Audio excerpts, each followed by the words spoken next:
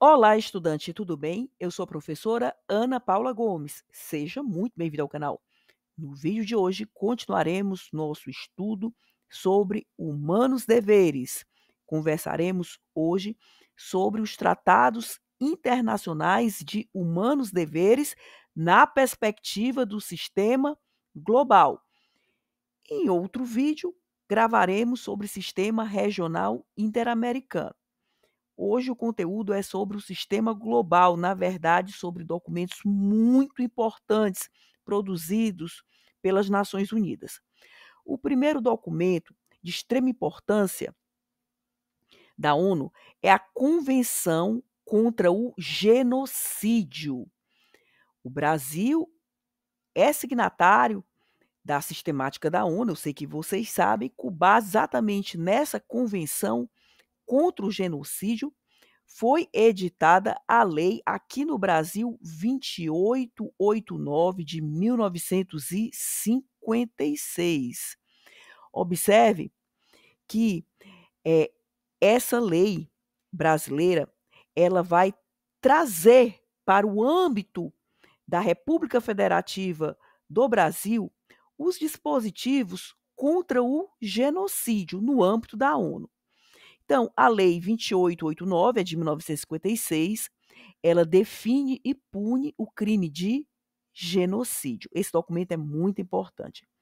Outro documento deveras importante das Nações Unidas é a Convenção relativa ao Estatuto dos Refugiados. Esse documento é de 1951. Mais para frente, foi publicado o Protocolo sobre o Estatuto dos Refugiados, é de 1966. Então, a gente tem dois documentos muito importantes para tratar dos direitos da pessoa na condição de refugiada. O Estatuto dos Refugiados, da ONU, de 1951, e o Protocolo sobre o Estatuto dos Refugiados, de 1966. Bem, e por que isso é importante para o Brasil? Esses dois documentos são a embriogenia de duas leis muito importantes. A primeira é a lei, aqui no Brasil, 9474, de 1997, que definiu mecanismos de implementação do Estatuto dos Refugiados, de 1951, e outro fundamento de validade desses documentos internacionais aqui para o nosso ordenamento foi a publicação da Lei de Migração, que é a Lei 13.445 de 2017. Toda essa legislação sobre migração e direitos refugiados aqui no Brasil é produto do protocolo e do Estatuto dos Refugiados no âmbito da ONU.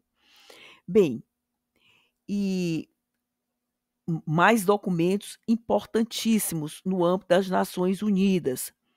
Temos o Pacto Internacional sobre Direitos Civis e Políticos de 1966 e temos o Pacto Internacional sobre Direitos Econômicos, Sociais e Culturais, também de 1966, mais regras mínimas para o tratamento de reclusos de 1955, mais regras da ONU para o tratamento, olha que interessante, há regras no âmbito da ONU para o tratamento de mulheres presas e medidas não privativas de liberdade para mulheres infratoras. Essas regras são de 2010. Todo esse bloco normativo no âmbito das Nações Unidas espraiou efeitos jurídicos aqui no Brasil, tanto na edição da Lei de Execuções Penais, que é a Lei 7.210 de 1984, mas as alterações à LEP, né? A LEP é a Lei de Execuções Penais, ela é de 1984, mas esse bloco normativo no âmbito das Nações Unidas, que nós acabamos de ver, espraiou efeitos não só na gestação da LEP, como também nas alterações à LEP. E uma alteração muito importante à LEP, digamos assim, que se inspirou nas normatizações, o regramento ofertado pelas Nações Unidas, ressalto que é exatamente essas regras que dizem respeito ao tratamento de mulheres presas e medidas não e medidas não privativas de liberdade para mulheres infratoras. Essas normas da ONU são de 2010, que espraiaram efeitos em termos de alterações à LEP, que é da década de 80, né? Outros documentos também muito importantes das Nações Unidas. Convenção sobre a eliminação de todas as formas de discriminação racial. Esse documento da ONU é de 1968. Espraiou efeitos aqui no Brasil em relação à edição da Lei 7716 de 1989 e também outro documento importante da ONU é a Convenção sobre a eliminação de todas as formas de discriminação contra a mulher. Esse documento da ONU é de 1979.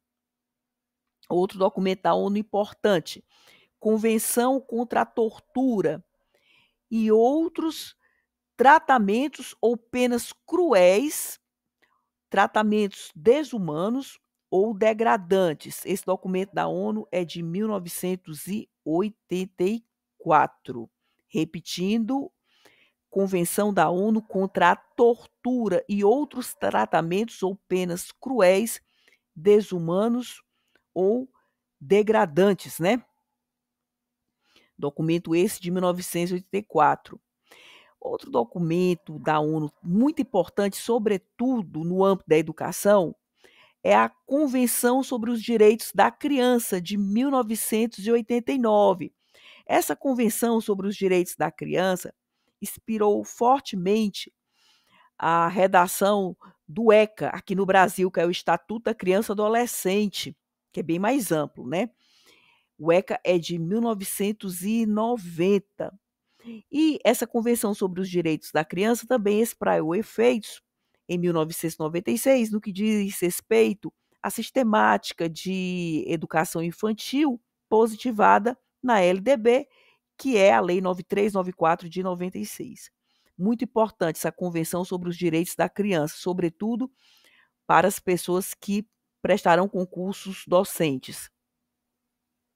O outro documento da ONU muito importante, Convenção das Nações Unidas contra o Crime Organizado Transnacional, de 2004.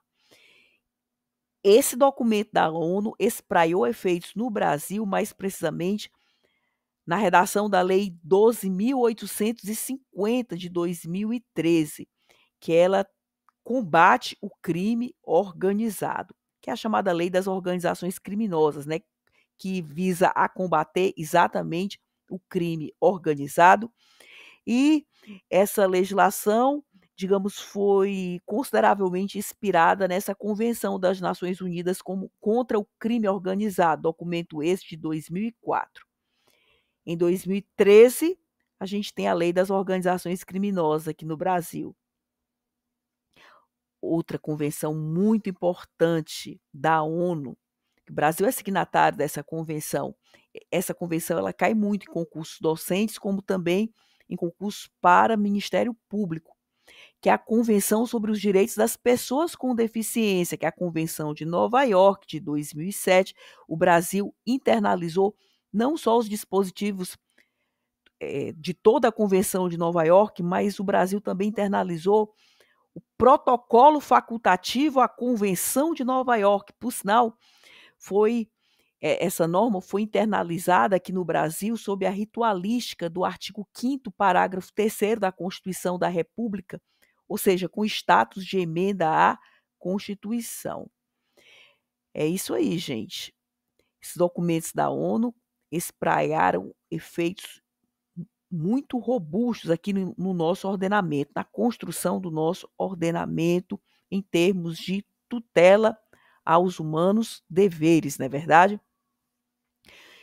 Em vídeo posterior, trarei documentos caros ao Sistema Regional Interamericano, no qual o Brasil está inserido, mas isso será tema do próximo vídeo. É isso aí. Gratidão por sua audiência. Até o próximo vídeo.